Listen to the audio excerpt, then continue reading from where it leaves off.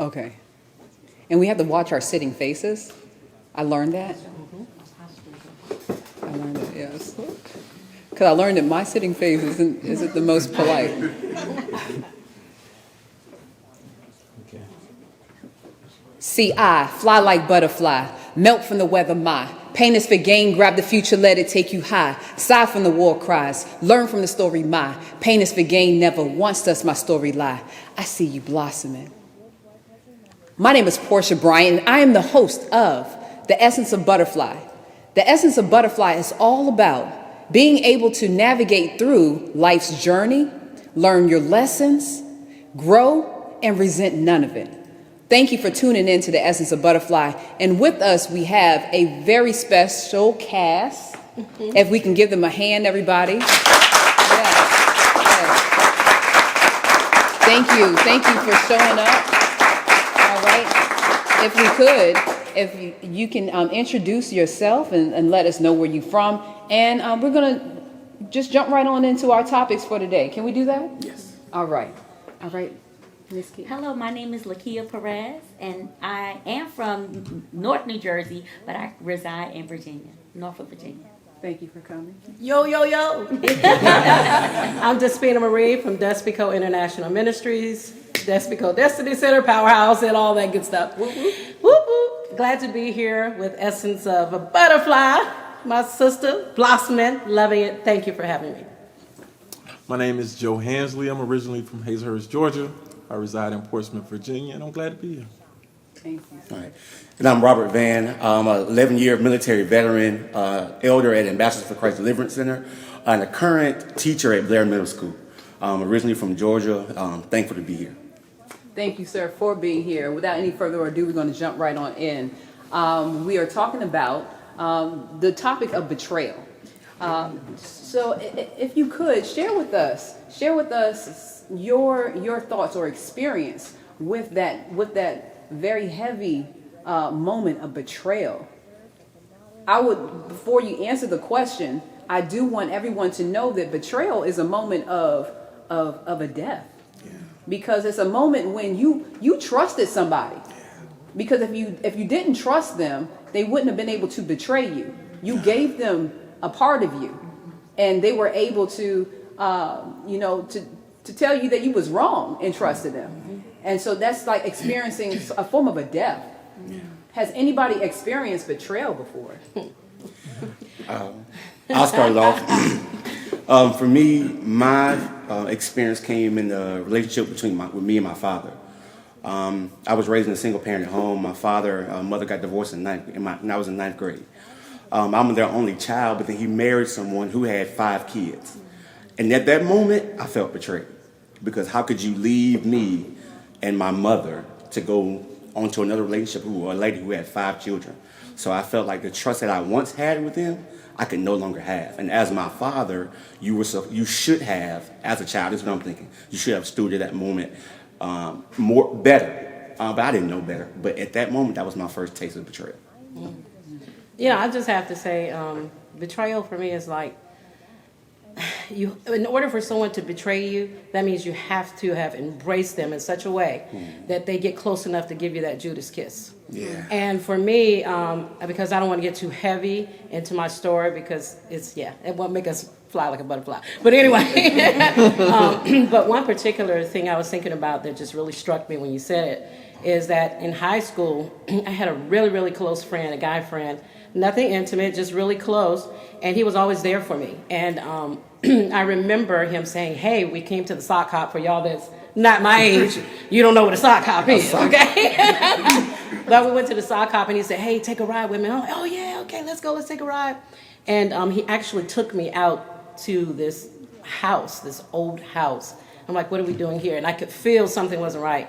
And he actually tried to rape me out there. I mean, I literally had to jump, roll like, I'm a stunts person to get out of the car. My clothes ripped, everything. And he chased me down into the woods. And I was blessed enough that a group of guys in a truck picked me up and took me back to where I was. Wow. I went to, it's like insult to injury. I went back to school, and I could hear all the boys on the hallway saying, "My way or the highway," and that was just so cruel. So to add to that betrayal, he had actually gone and whispered to these people what he had done, when I felt like it was such a horrific thing to do to a quote a friend. That's not something. It just really, that's treachery. That's beyond betrayal. It's like disloyal treachery, as low as you can get, to the ill effect, and it sticks with you. It really does. Definitely. And so, of course, we can kind of figure out or kind of glean just from the essence of butterfly and from who I am, that we know that the topic of this episode is named betrayal because of what Jesus experienced. And this series is titled Love, because even in the face of betrayal, Jesus chose. He chose to forgive. Yeah. Yeah. Absolutely. Powerful. They wanted to fight even in that moment in the Garden of Gethsemane, but Jesus was like, no, no, no. Yeah. I got this. Amen. I wanted to fight on that hallway. I'm a little short, so I just left it alone. Yes, ma'am. It's powerful. Definitely. Oh man, betrayal. So my dad died when I was in 7th grade. We didn't have the best relationship, and there's plenty of times, situations like what you're talking about.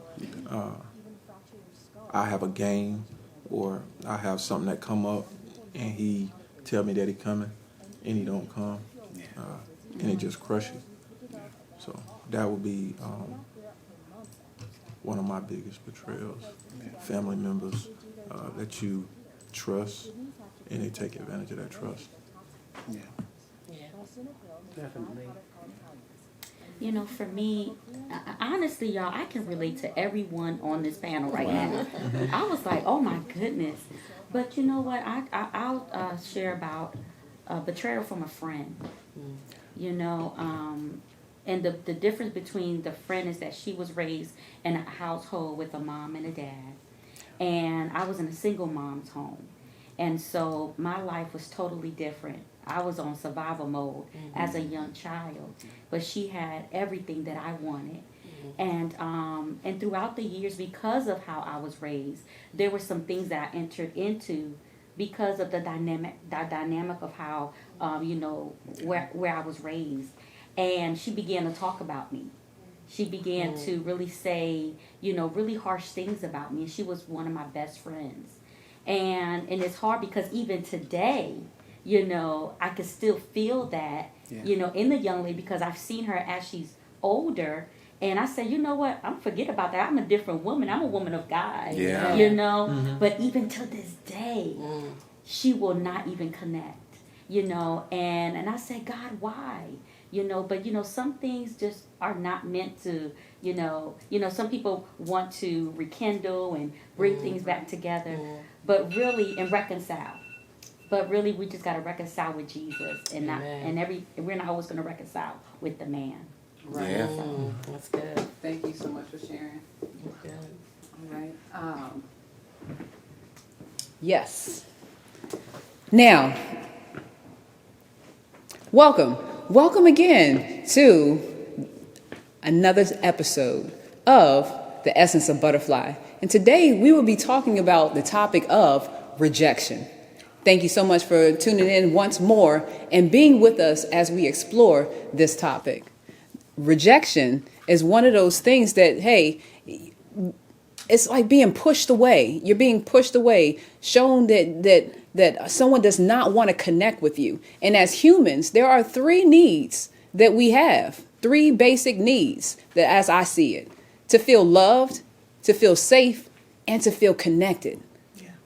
So when someone says, hey, I don't desire to be connected with you, and that's someone that you wanted that form of love with, it hurts. Yeah. And so we have a couple of guests today that are going to talk to us about their experience with the topic of rejection.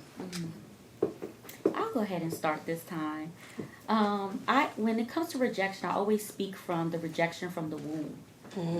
My mother Yes. was married when she, was pregnant with me, and she went outside of her marriage. And, my stepdad wanted her to have an abortion. And this is the story that my dad told me, that he literally had to run to the abortion clinic to keep my mother from aborting me. So throughout my life, I wondered why I dealt with self-rejection. And that was because I had to literally go back to realize is because it was something that was placed on me even before I entered into this world. It was happened in the womb. So I had to now renounce that, Yes. and begin to declare, even up from to the womb, that I was meant to be here. Yes, ma'am. And there was a contract on my life to destroy me because of the power of God that is on my life. And so a lot of people deal with rejection and self-rejection and don't realize it stemmed from because that was something that happened in the womb. Yeah. Yes. Yes. Rejection. I'll share my story from rejection for myself. It also stemmed from childhood, because I know for me, that's where all of it started. So because I was raised in a single parent home, I felt like I wasn't worthy. I wasn't worth being loved. I wasn't worth being seen. I never felt seen. So even though my mother cooked for me, cleaned for me, I never had to worry about lights off, no food. Because that father piece was missing, it followed me into my manhood. So I battled with my sexuality. I battled with being able to keep a steady savings account. I battled with my weight. I changed my major 5 times because I was constantly rejecting myself. Like, I'm not worthy enough to do this, so let me pick something else. It stemmed to my previous marriage. I was married for 7 years, and then we ended up getting divorced. And one thing that my ex-wife said was, "You're a great husband, but I'm just not in love with you." I'm like, what does that mean? How am I a great husband, but you're not in love with me? That's another rejection. But I didn't realize I could never receive her love because even though we said I do, I felt like once I said I do, I still was trying to gain what she told me 7 years before. It was because I was seeing her through the eyes of my mother. So recently I was able to, as I've been healed and gained wholeness, to call her and say, this is what was going on. And I didn't realize both of us were wounded. So when we came into a relationship rejecting ourselves, which caused us to reject each other. Wow, that's deep. Thank you for sharing. That's deep. Well, like I said, I'm from Georgia. And rejection came from me. Like, mentally, I didn't think a lot of things was possible just because of where I grew up. So the rejection came from me when I was trying to go to college. And mentally, I didn't think that I can go to college. And I had a teacher that told me that I should go to a tech school, and that would suit me well. So for me to go to college, I think that she was trying to reject me to tell me to go to the tech school because she didn't think I was able to go to college. Wow. But I was able to not go to college at the time. I went to the military because still mentally, I'm thinking that I wasn't able to go to college. But since being in the military, I was able to go get a bachelor's, master's, Yes, sir. multiple masters, and that was my motivation. So that it actually motivated me and fueled me to be who I am today. That's amazing. Outstanding. I just have to say, for me, being biracial, my father is Greek and my mother is African American. God bless her soul, she's rested in heaven. For me, growing up, it's like I wasn't black enough to be black. Yeah. I wasn't white enough to be white. And so I was always in the middle and teased. Back then, of course, I say back then, y'all don't know how old I am. But anyway, I'm telling, aren't I? But, we dealt with a lot of racial issues.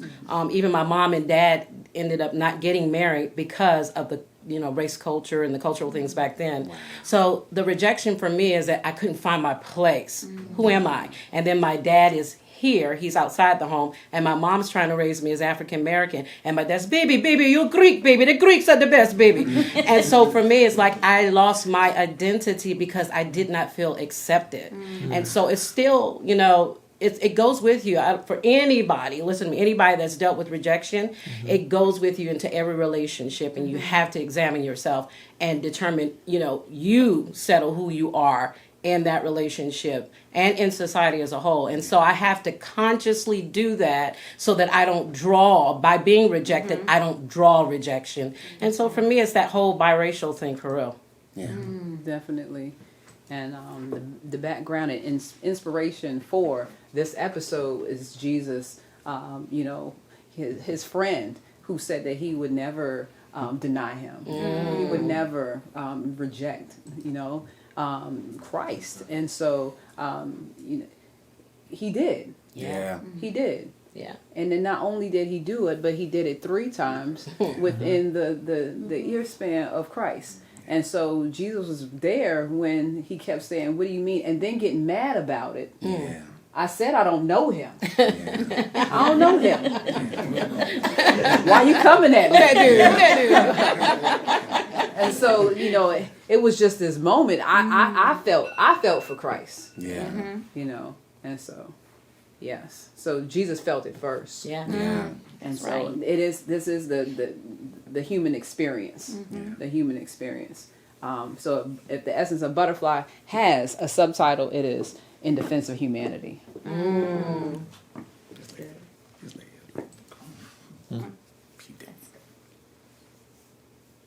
Yes, thank you for tuning in to the essence of Butterfly once again.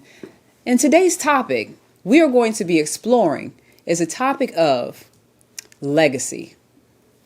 Today we have some wonderful guests with us, and I believe that you met them before, but I'm going to have them to introduce themselves again, just so that you can get reacclimated to who they are. I need you to follow us and kind of keep up and with the show, because we're keeping up with you. We're praying for you. And I thank you for being with us today. And so without any further ado, we are going to take it to our guests. Thank you for being here. My name is Lakia Perez, and I live in Norfolk, Virginia, and I'm just so grateful to be here. I'm Despina Marie of Despico International Ministries. Thank you for having me. Joe Hansley, grateful to be here. Originally from Hazlehurst, Georgia, residing in Portsmouth, Virginia. And I'm Robert Van, originally from Columbus, Georgia, 11-year Navy vet. Thankful to be here. Definitely. Thank you for being here. This is an episode about legacy. Does anyone have a couple of words that can be spoken of concerning legacy? I just want to say, for me, legacy is not in the perishable things. I think the most powerful thing we can leave on the earth that will speak to who we are, and for me, this is my goal, is love. And anyone that knows me, they know that I embrace everyone. I love everyone. It's just, I feel like it's an innate nature of God. Yeah. And so that's the legacy I want to leave in the earth. Yes, definitely. Thank you so much for mentioning that. It's awesome. For me, because I came from a family that really just did enough. We're going to just live right here, get the system, get the benefits, and we good. So I want to leave to my children resilience. I want to leave to my children passion and moving forward. And I do that by breaking past every obstacle, that comes my way, letting them see you can have your own business. Yes. Letting them see you can get that degree, And as I do it, then I'm pouring that into my men. Definitely. Yes. When I think of legacy, I think breaking generational curses. Yes. Yes. I was the first generational college student, and everybody in my family would be considered the people you didn't want to hang around. The ones that's selling the drugs, the ones that's robbing, the ones that's stealing. My brother got shot in the head getting robbed. Wow. Because he sold drugs. That was in 2013. It crushed me. But when I think of legacy, I think of his daughters. Yeah. And what can I do to help lead them Amen. to a better life, Wow. as well as my own kids. I think you're living up to that. Yeah. Thank you. For me right now, I don't have children, so I carry my life example. Because I realized what I needed growing up. So right now, I want to be that man that somebody else's son needs until I have my own children. And my biggest thing right now is righteousness. Because I was raised in church, but church didn't get in me until I decided to get in it. So I want to leave behind. I'm a man of God because my life didn't start until I got my life right and I got saved. So the biggest thing, get your life right with Jesus. Amen. And then he'll give you a legacy. Right. Come on now. Right. Look, and so I'm inspired. I'm inspired by somebody that I read about in this good book. Come on, good boy. And in this good book, he prayed in the Garden of Gethsemane when he was on his way out. Yes. On his way out, and he was distressed, so distressed that he was sweating droplets of blood. He was just in a moment of agony, of turmoil, and he asked God, please let this cup pass from me. But if it is your will, not my will, but your will be done. And so in this moment, Jesus thought about you and he thought about me. Thank you, Lord. And he said, not only do I pray for the disciples who keep falling asleep, but I pray also for those who will believe. Okay, and so I declare that we are the will believers. Amen. We are the will believers. Jesus prayed not only for the disciples, but he also prayed for those who will believe. He prayed for me and he prayed for you. Amen. Wow, that's good.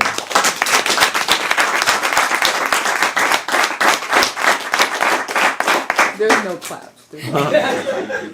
No, thank you so much. But really, I mean, he mentioned me. I wrote a song about that on my album called "He Mentioned Me." Wow. And so that really touched my heart. Look, one of my biggest fans, she went to the DMV and she got her license plate changed to John 17:20 because she was inspired by my album. Amen. He mentioned me. John 17:20. He tried for me, sighed for me, died for me. Finally, freedom glory on the day 3. Take a seat, devil. Take a peek, read it and weep. Yes. Legacy. Beautiful moments, beautiful moments. Thank you so much for tuning in once again to The Essence of Butterfly. Today's topic that we're going to be exploring is the topic of mortality. Thank you so much for being able to meet our special guests that we have with us that's going to be sharing their words of life wisdom. Without any further ado.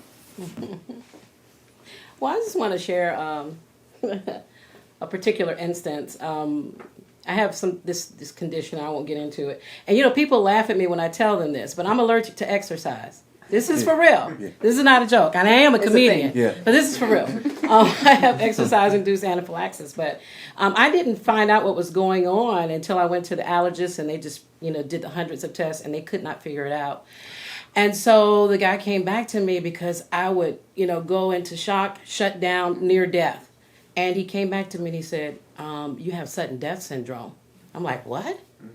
So, for like 2 weeks, I'm moping around the house. Oh my God, I'm going to die. I have sudden death syndrome. And so I hear the Spirit of the Lord say to me, everyone dies suddenly. Right? And so that experience, though, with my mortality gave me a closer, more divine connection to know and understand that I'm not going anywhere until I meet that appointed time. Yeah. So it really had to, it kind of shocked me. And it got me out of that little rut. You can get in a little rut with your mortality and the enemy can really take you away. It's like, you're not going to know. It's going to be sudden. You're okay. I like that. For me, I would say recently, my mother has had multiple fights with cancer, leukemia. I can't remember the other one. But recently, I called her. I said, "Mom, we're gonna pray about this." And I prayed for her, and she called me back about 2 days later, and she said, "Robert, some levels were so low that they took her off these pills that she had been taking for over 30 years." And for me, I had never thought about that one day my parents are not going to be here. But it caused me to realize I need to appreciate the people who are in my life while they're here. So I tell her all the time, I'm going to give you your roses while you're here. Because when you're gone, I'm going to make sure I won't have any regrets. So it's causing me to take more time and focus with those who are here, and especially myself, because I'm younger doesn't mean that my time is not coming. So I got to use my time more wisely. Amen. Wow. So for me, I'm also a military veteran. I'm retired from the Navy, 100% disabled veteran. And when I think of mortality, I think of being in Afghanistan, and the convoy in front of me blows up, and you literally seeing death all around you. Okay, we can pause. And we can cut that out. Is that me? Come back here too.